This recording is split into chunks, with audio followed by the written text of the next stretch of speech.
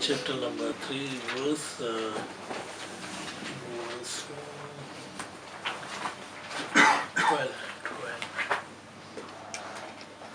By giving up all the sorrow is transcended, and my mind will realize the sorrowless state.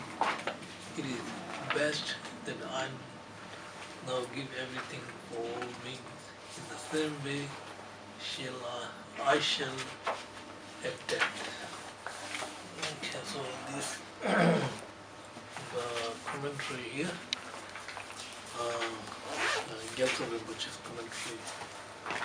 So this will be here.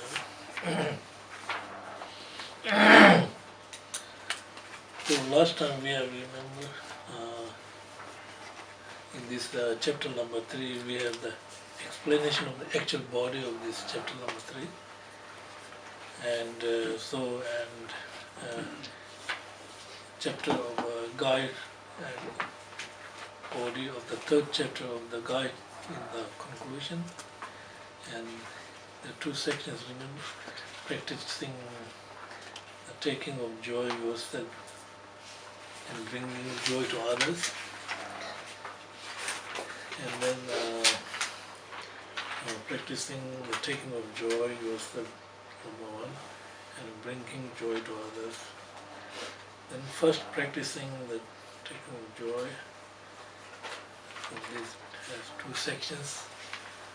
Remember how the wish achieve your own goals, which means the Bodhisattva mind, and how it achieve the goals of others. So two sections. How the wish achieve your own goals. So these are 3 steps, remember.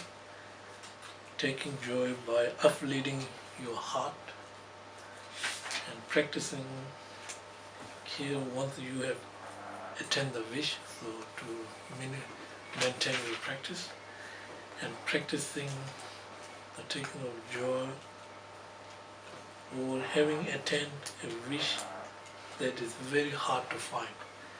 So last week we finished taking joy by uplifting your mind, uplifting your heart. So now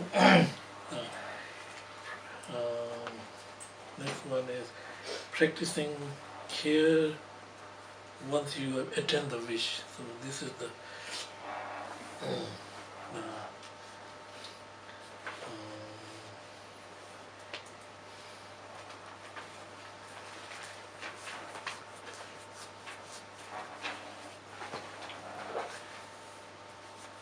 this one is the commentary is here. Here is the second point. So this is how I mentioned. You may wonder whether this act alone is enough. It is not. So you must then make the resolution, make the decision. Now, no matter what, I will undertake only those actions of the 3 doors, actions of the body, actions of the speech, and actions of the mind, which are fitting for those who belong to the family of my father, the Buddha. So when you practice the Bodhicitta, right? So generally speaking, wishing Bodhicitta, no need to worry about taking Bodhisattva vows. So when you practice engaging Bodhicitta, then you need to track the Bodhisattva vows. So when you track the Bodhisattva vows and keeping all this Bodhisattva commitment, then you become family of the Buddha, father, mother. You become son or the daughters of the Buddha, because you take Buddha as your witness, or you're taking Bodhisattva vow from your teacher or from your guru, right? And after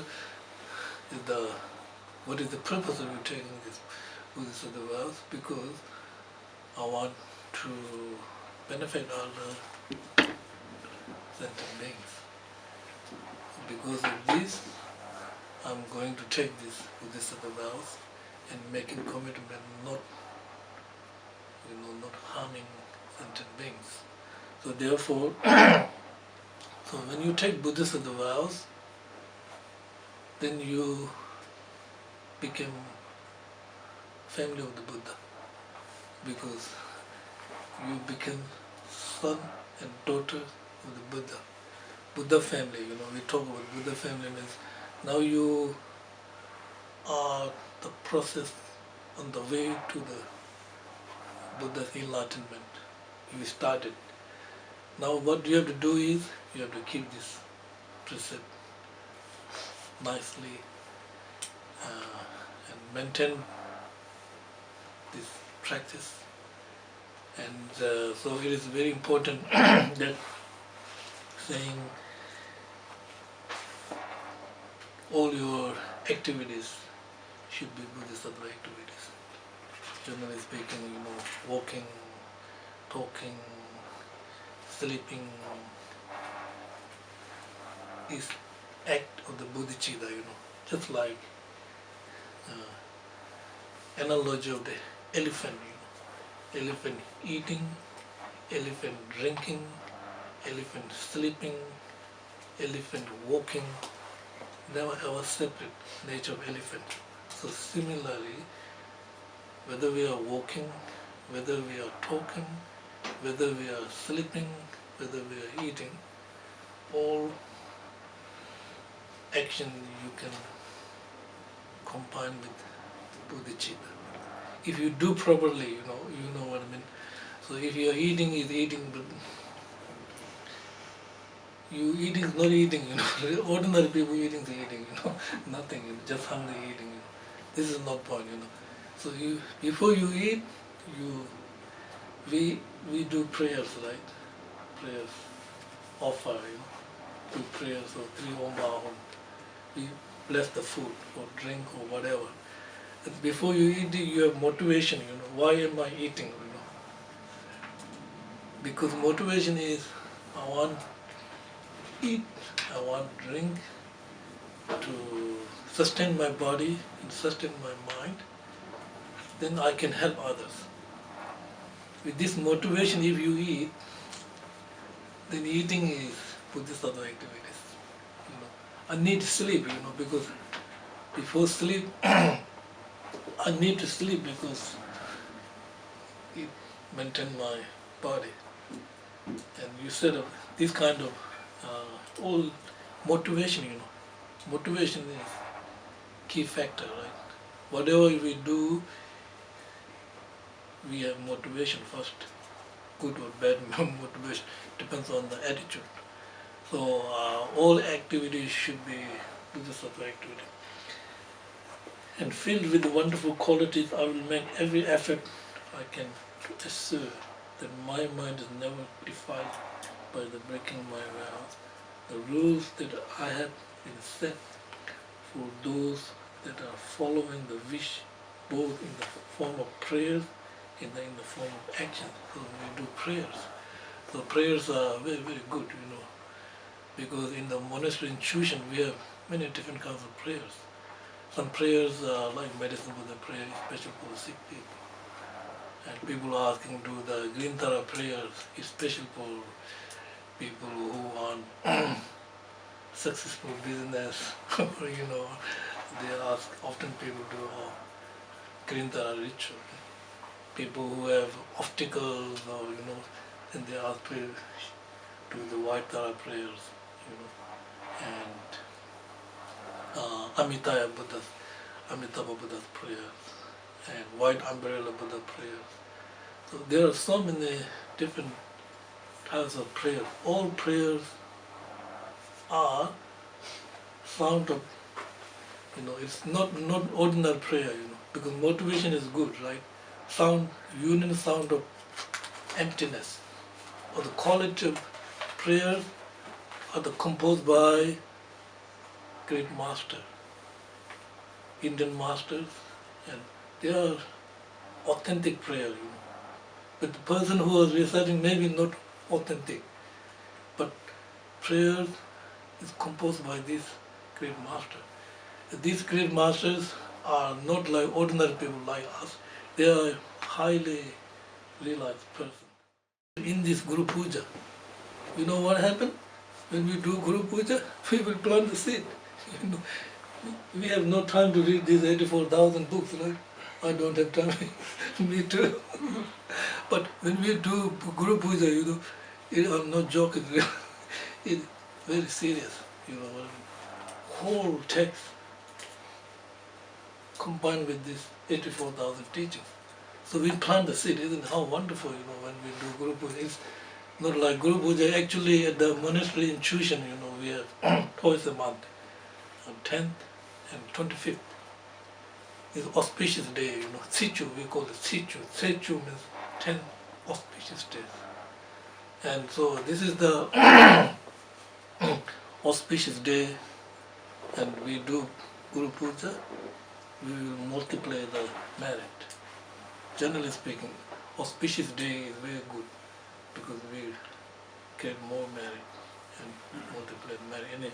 Anyway, so that is dedication, So from prayers, Shantideva is especially for dedicating for this prayer for the sick people who are suffering, especially suffering mentally, afflicted emotions and things like that. So,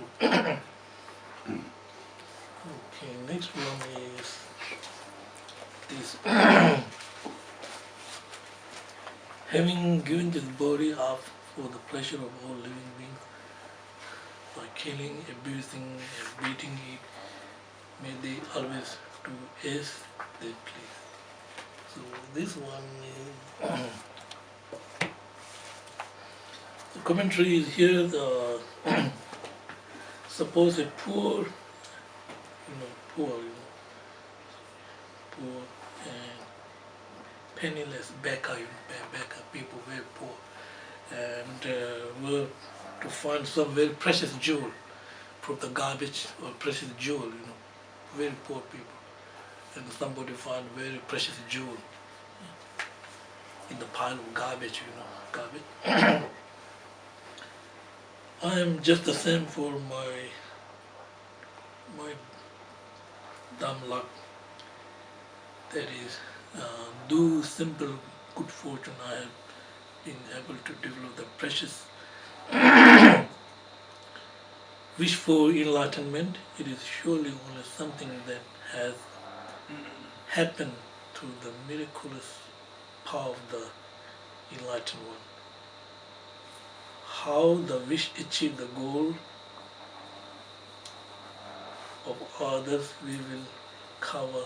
Okay, so this is the now next is this is coming here. Okay, how the wish achieve. Wish means this is precious mind. This precious mind is like precious jewel. Very difficult to find this. If we are very lucky, to have this opportunity. If you think about, we have 7 billion people in this world, and 1 billion is non-believer. 6 billion are believer, right? Different believer. Among the 6 billion people, how many people have opportunity to study about this Shantideva text? Not many. If you think about like that, very, very rare, So we have created good karma, and I have good karma, have opportunity to share this with you, and you guys also have good karma, because this is like precious jewel.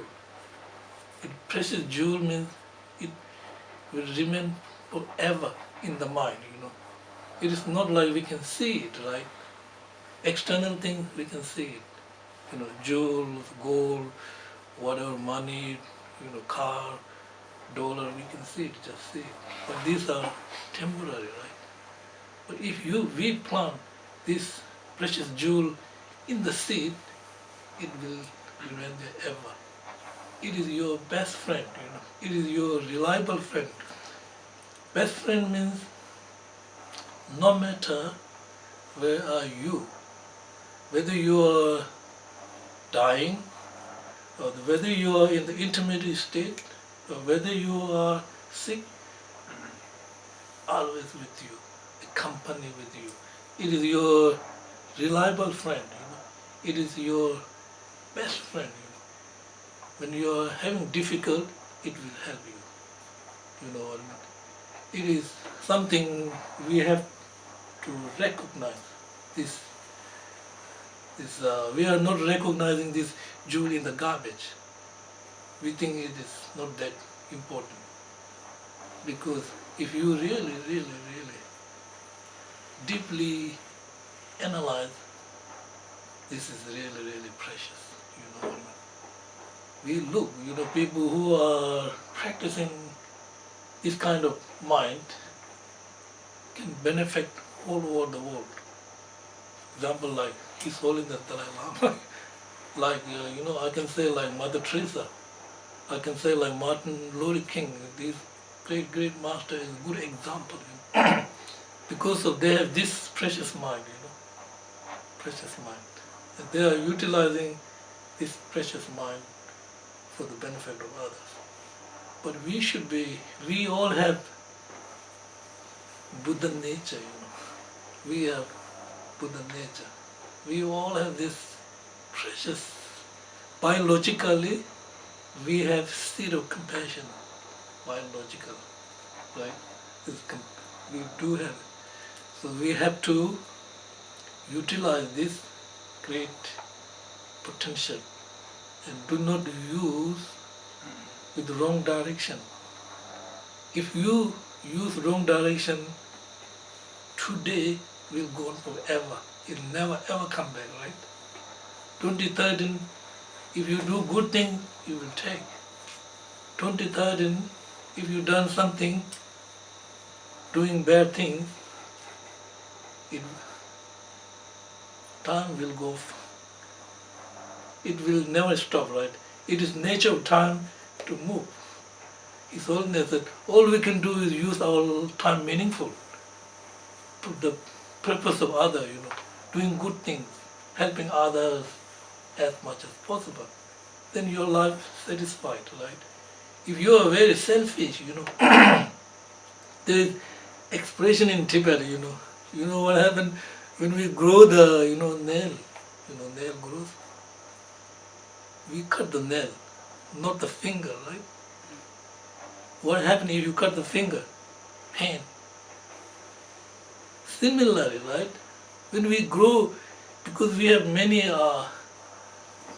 misunderstanding because of this delusions, afflictive emotions. So when we are misunderstanding, what we have to do is cut the selfish mind, not relationship with others. Just like when you grow the nail, you cut the nail, not finger. So similarly, so that's the now here we have next. So we have this one. Okay. How the wish achieve the goal for others. So this is we have three things. Okay, describing how it has the power to remove the suffering of living beings. And number two is how it has the power to remove the obstacle that cause this suffering. And finally, how it has the power to accomplish all health and happiness. The first of these has how it has the power to remove the suffering of living beings. So we have 5 parts. Number one is description of how the wish destroy the load of the death within every living being. Number two is how it destroy poverty. Number three is how it destroy illness. Number four is how it destroys general suffering of the cycle of existence of the samsara life. And for more particularly, how it destroys the suffering of lower realm. So number one, this one. Now number one, this wish for enlightenment because it leads us to a state where there is no aging and no death. So from a Buddhist perspective, right, so we are talking about nirvana, nirvana or enlightenment, nirvana or the enlightenment. So if we practice this bodhicitta with the sincere motivation, and you start on the way to the path of enlightenment, right? So you start taking the Bodhisattva vows, and then after taking the Bodhisattva vows, you generate the bodhicitta mind, then you achieve the first Mayana path of accumulation, right? When you achieve past path of Mayana path of accumulation, you are fully established mind, steady mind, right? When the mind is well established, then you will move to the next path of preparation. You are prepared to understand the emptiness with inferential mind, right? So you move to the path of preparation. So when your path of preparation is well established, you are ready to realize this emptiness directly with a non-conceptual mind, path of seeing, which became, when you fully realize the path of seeing, your intellectual grasping is subside completely, and then move to the path of meditation. The path of meditation, it will take long time because the innate grasping is so deep. It's very, very, very difficult to remove because it is coming from previous life. For example, like if we didn't remove ignorance yesterday, today it will increase. If we didn't decrease our ignorance today, tomorrow it will increase. It's getting bigger and bigger, There's no way, This is why the innate grasping is natural, No need to teach. No matter who you are, animals, they're naturally grasping. It is innate grasping because it is strongly habituated within our mind.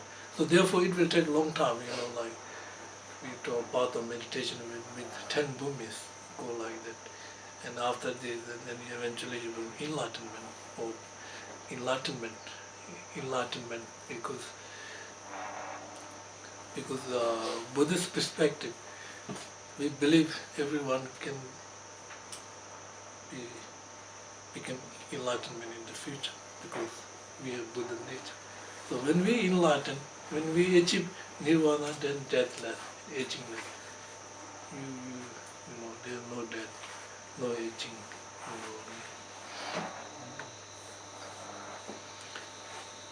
So next I will read this and then finish.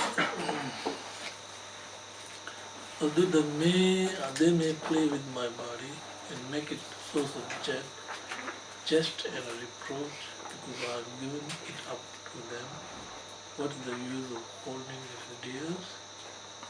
Therefore I shall let them to do anything to it that does not cause them any harm, and when anyone encounter me, may it never be meaningless for them.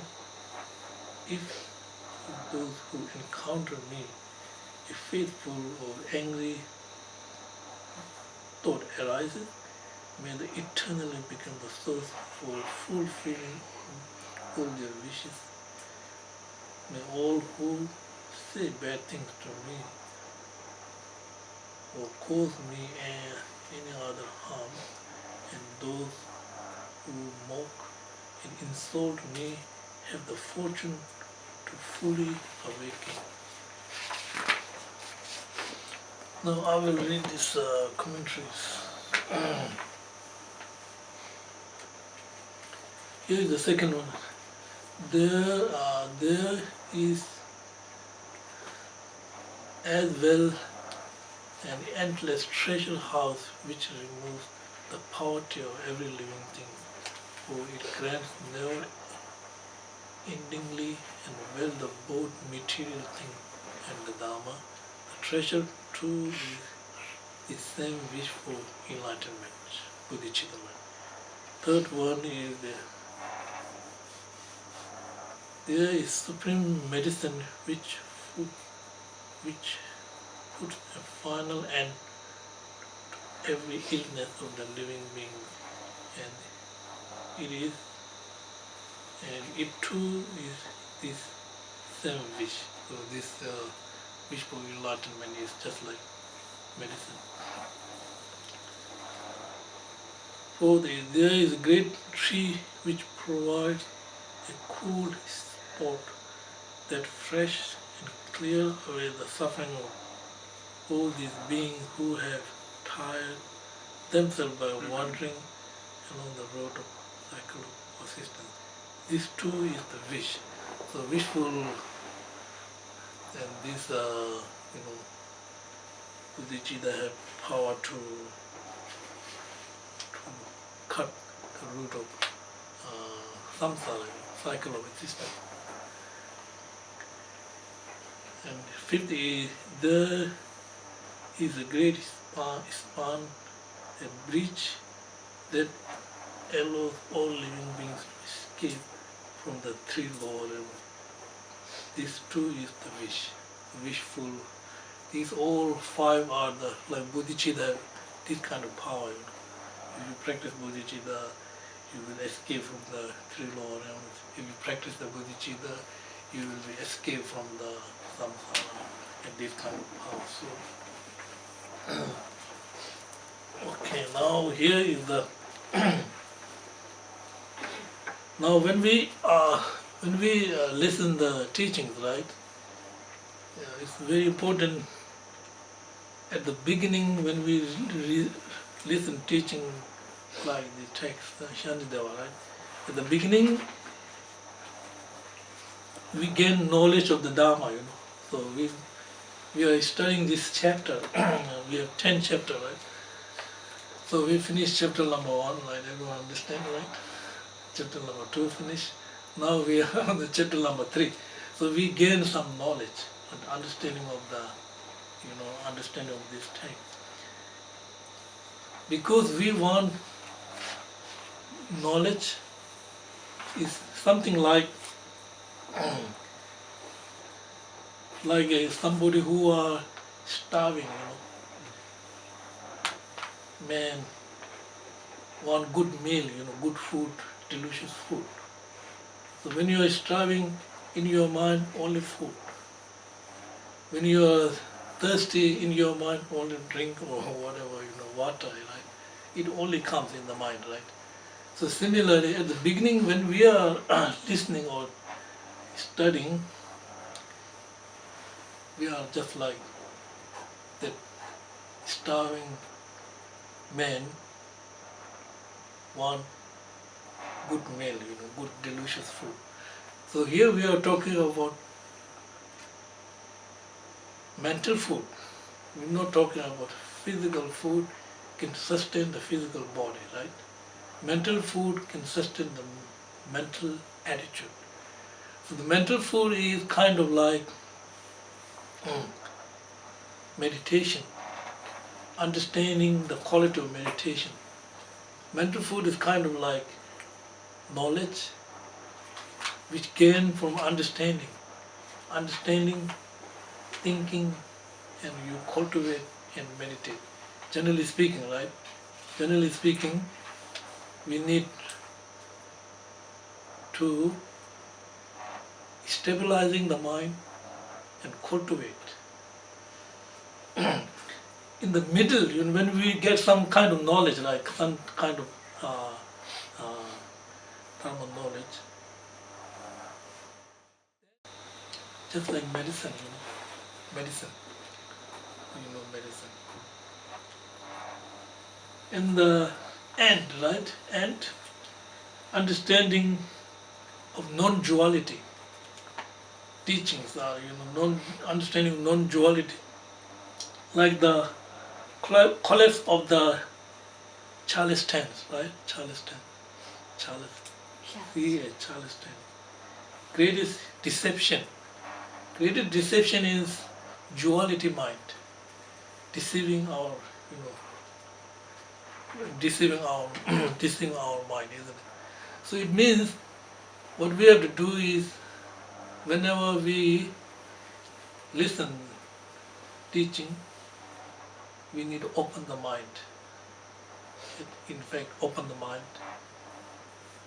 Open mind only not enough.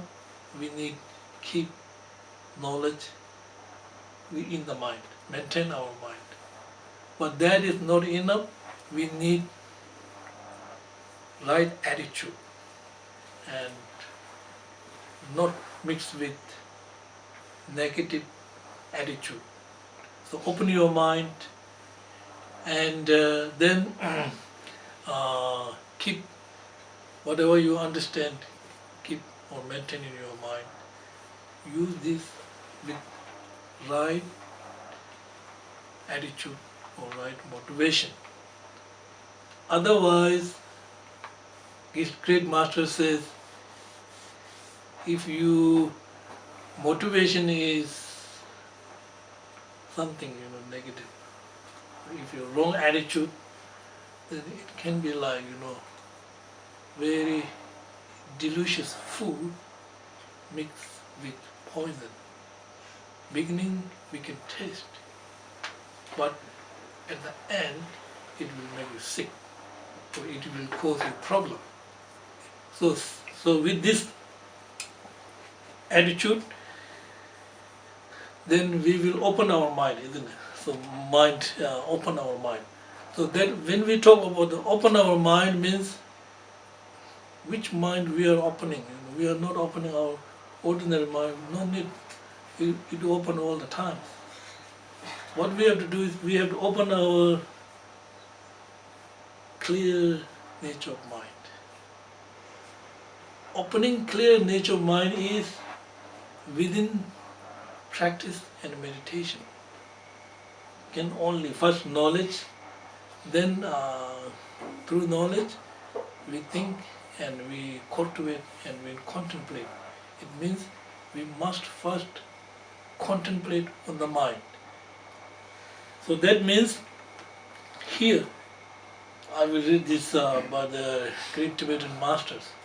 If again and again we examine the mind, which cannot be examined, we see that which cannot be seen with total clarity, just as it is.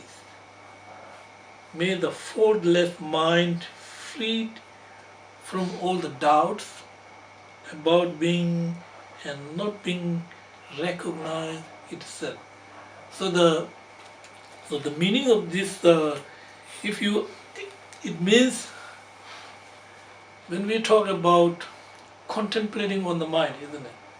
So we have to know what is the quality of the mind, right?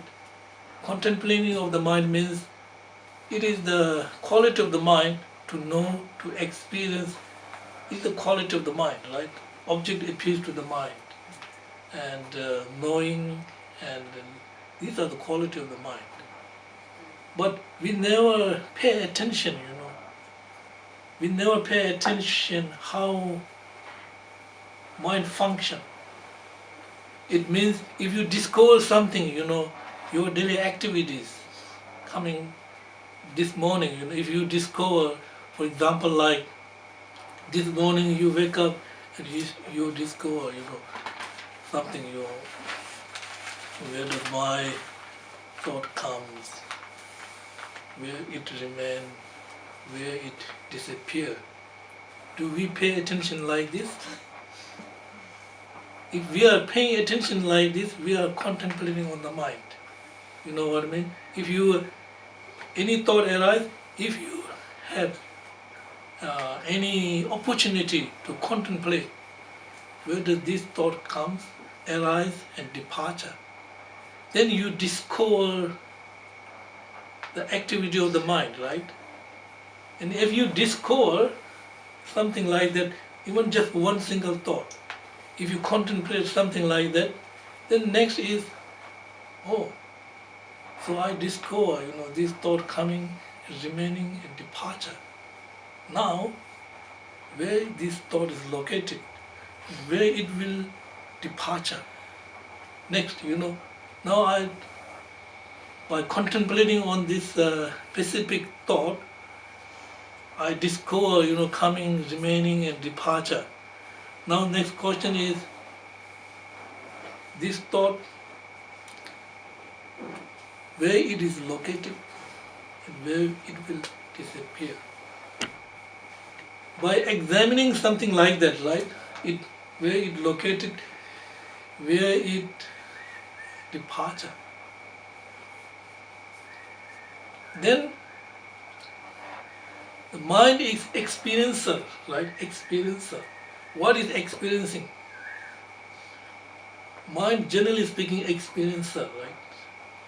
Object there, mind is subject. The object appears to the mind. Mind experiences the object. Mind is experiencer. Object is the subject.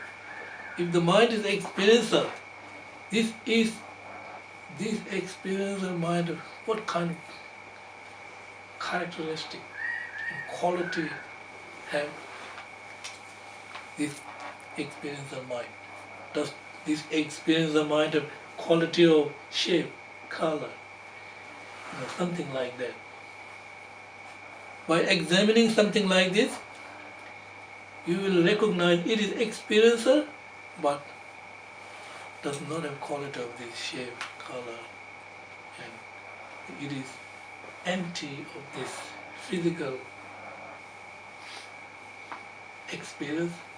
Yet, something we can talk it about mind, which cannot pinpoint, right? We cannot pinpoint mind like physical object, right? Something we are experiencing beyond this physical object, you have to carry this experience with the deeper observation. So deeper observation means now when thought arises, so this experiencer mind through deep examination or through deep observation, so this experiencer mind, if remain calm, what quality? If act, what quality? If this mind move, what quality, right? So deeper examination, generally speaking, when mind rests, calm and lucid, right? If the mind is rest, generally speaking, rest means you're not thinking, rest means free from the distractions and mental cloudness or darkness. So mind remains a little bit calm, right? When mind moves, then thought arises. When thought arises, then mind chases the thought. That is the, generally speaking, right? When thought arises, doesn't matter any thought, good or bad, mind chases the thought. So it means when this, with this deeper examination or deeper observation of the mind, you will be able to not pinpoint any mind. That means cannot be examined. Cannot be examined means it is something clear, lucid. We see that we cannot be seen. Generally speaking, we are not seeing that mind because the duality mind, dual mind. When the dual mind is removed, we cannot see before, before, because the ordinary mind is dual mind. So when we see the clear nature mind, non-duality mind, it is the emptiness and the lucid of the mind. So this is the okay. Thank you.